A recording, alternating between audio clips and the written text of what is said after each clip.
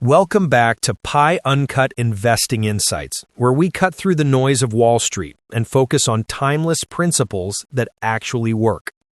Today's episode is titled The Timeless Truths of Investing, Lessons from Peter Lynch.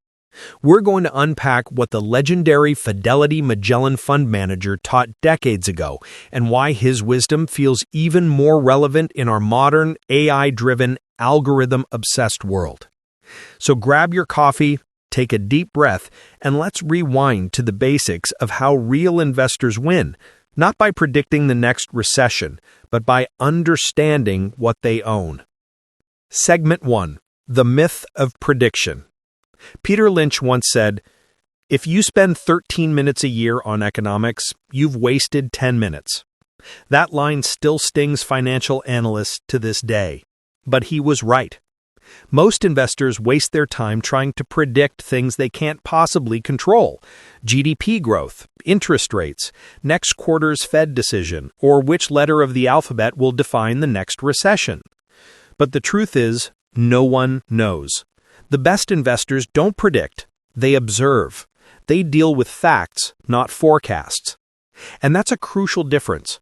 Instead of reading the headlines, Lynch studied freight car loadings, hotel occupancy, and copper prices, because those small, real-world data points said more about business health than any TV pundit's macro theory ever could. If inventories were rising, demand was cooling. If copper prices were falling, construction was slowing. He looked at the world as it was, not as someone said it might be. And that's the lesson here. Focus on what you can measure. The economy is a fog, but companies leave footprints in the data: earnings, margins, inventories, and customer demand. That's where clarity lives. Segment 2. Know what you own. Lynch had another golden rule: know what you own and know why you own it. He was baffled by how many investors couldn't explain what their companies even did. Ask someone why they bought a stock and you'd hear, "Well, it's going up." That's not a thesis, that's a hope. Lynch used to joke about the absurdity of complicated tech jargon. He'd mimic someone saying, "I just bought a company that makes a 1 megabit SRAM CMOS bipolar risk floating point processor." And then he'd pause and say, "If that's what it takes to describe what they do, you'll never make money." Because the more complex the story, the harder it is to know what can go wrong. He preferred simplicity. He invested in companies like Dunkin' Donuts, Stop & Shop, and CVS, businesses that made sense, had loyal customers, and clear cash flow. And that's timeless advice. If you can't explain to a 12-year-old how a company makes money, you probably shouldn't own it. Segment 3. The Futility of Timing the Market. Everyone dreams of catching the next bottom. But Lynch's view was simple. You have time. He used the example of Walmart. Even if you had waited a full decade after Walmart went public, you still could have made 30 times your money. That's how long great businesses stay great. You don't need to buy on day one. You just need to buy when the story makes sense and the runway is long. As Lynch put it, you've got plenty of time in this business. That's the opposite of what modern finance tells you. Today we're taught to chase momentum, jump between sectors, and trade like machines. But investing isn't a sprint, it's compounding. And compounding only works when you hold long enough to let the math do its magic. Segment 4. The 10 most dangerous things investors say. Peter Lynch used to run through a hilarious and painfully true list of investor excuses. Let's go through a few of them. Number 1. It's gone down so much already, it can't go lower. Yes, it can. If the business is broken, the price can go all the way to zero. Number 2. It's gone up so much it can't go higher. Winners can keep winning for years. Home Depot, Apple, and Costco were all too high many times, and yet they kept going. Number 3. Eventually they all come back. Not true. Some never do. Ask holders of Kodak, Blockbuster, or Nokia. Number 4. It's only $3. How much can I lose? All of it. A stock at $3 can still go to zero. Number 5. I'll sell when it gets back to what I paid. Stocks don't know your cost basis. The market doesn't care what price you entered. If the thesis broke, let it go. These one-liners sound funny, but until you realize how often you've heard them in real life. And that's what makes them dangerous. They feel like logic, but they're really emotion. Segment 5. Avoid long shots and whispers. Lynch had a phrase for speculative stocks with flashy stories: whisper stocks. They were always going to cure cancer, revolutionize computing, or change the world. But they had no sales, no customers, and no cash flow. He joked, "They're going to grow hair, improve your kid's spelling, and iron your pants all at once." And yet investors fell for them because hope is addictive. But Lynch's experience was blunt. He never made money on a long shot. Not once. The best returns, he said, came from boring businesses that quietly compounded. Companies like Fannie Mae, Stop & Shop, or Sallie Mae. They weren't exciting, but they made money. And that's a great reminder today.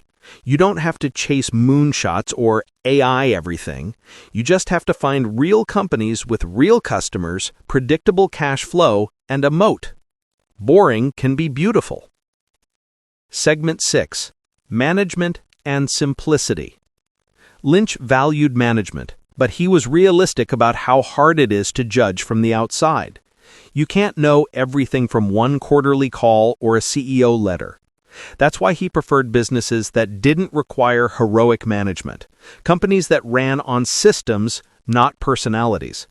He said, "I like to own a company any fool can run, because someday one will." Brilliant. Because if your company needs a genius to survive, it's not a reliable investment. It's a hostage situation. Think of McDonald's, Coca-Cola, or Costco. They don't need rock star CEOs. Their moats are so wide, their playbooks are so consistent that good management simply keeps the machine humming. That's the kind of business you want to own. Durable, repeatable, idiot-proof. Segment 7. The only math you need. Another gem from Lynch was about math. He said you don't need calculus, cosines, or the area under any curve. If you can add, subtract, and understand a balance sheet, you're fine. Simple arithmetic, that's all investing requires. If a company has cash, no debt, and positive earnings, it can survive a downturn. If it has heavy debt, negative cash flow, and no moat, a cheap price won't save it. You don't need a spreadsheet with 200 variables to see that. You just need common sense and discipline. Investing isn't about IQ. It's about temperament. As Warren Buffett says, the most important quality for an investor is temperament, not intellect. Segment 8. There's always something to worry about. This part hits hardest. Lynch reminded everyone that the market always gives you a reason to panic. In the 1950s, people feared another Great Depression. In the 70s, it was oil shocks and inflation. In the 80s, it was nuclear war. In the 2000s, it was tech bubbles and terrorism.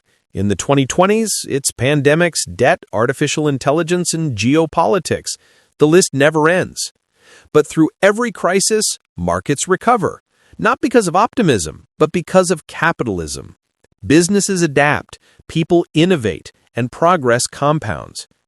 Lynch's view was simple. Everyone has the brain power to make money in the stock market. Not everyone has the stomach. That's the real challenge. Not figuring out what to buy, but finding the emotional strength to hold it when fear is everywhere. Segment 9. Process over prediction. Lynch's approach wasn't flashy. He didn't try to own every sector or guess every macro turn. He simply turned over more rocks than anyone else. He said, if you look at 10 companies, you'll find one mispriced. If you look at 20, you'll find 2. If you look at 100, you'll find 10. That's the math of curiosity. The edge isn't information, it's effort. The more rocks you turn, the more opportunities you uncover. And when you find 10 promising stories, don't over-diversify just for the sake of it. Hold the best ones, watch them closely, and double down when the facts strengthen. That's how Lynch ran the Magellan Fund, one of the greatest track records in history, built on common sense, not macro forecasting. Segment 10. The PyUncut Takeaway. So, what do we take away from Peter Lynch today? It's simple and timeless. Know what you own. If you can't explain it simply, don't own it. Focus on facts, not forecasts. Data beats opinion. Be patient.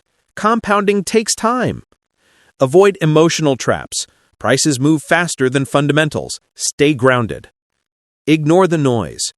There's always a reason to worry and always an opportunity underneath it. And finally, don't aim to be clever. Aim to be consistent. The best investors aren't fortune tellers. They're observers. They're learners. They build conviction through evidence, and they hold steady when others panic. So the next time someone asks you what the market will do next week, just smile and quote Peter Lynch. If you spend 13 minutes a year on economics, you've wasted 10. Because at the end of the day, the future doesn't reward predictions. It rewards patience, discipline, and understanding. I'm signing off from PyUncut, where we invest with clarity, not confusion. Until next time, keep learning, stay curious, and as always, invest with intent.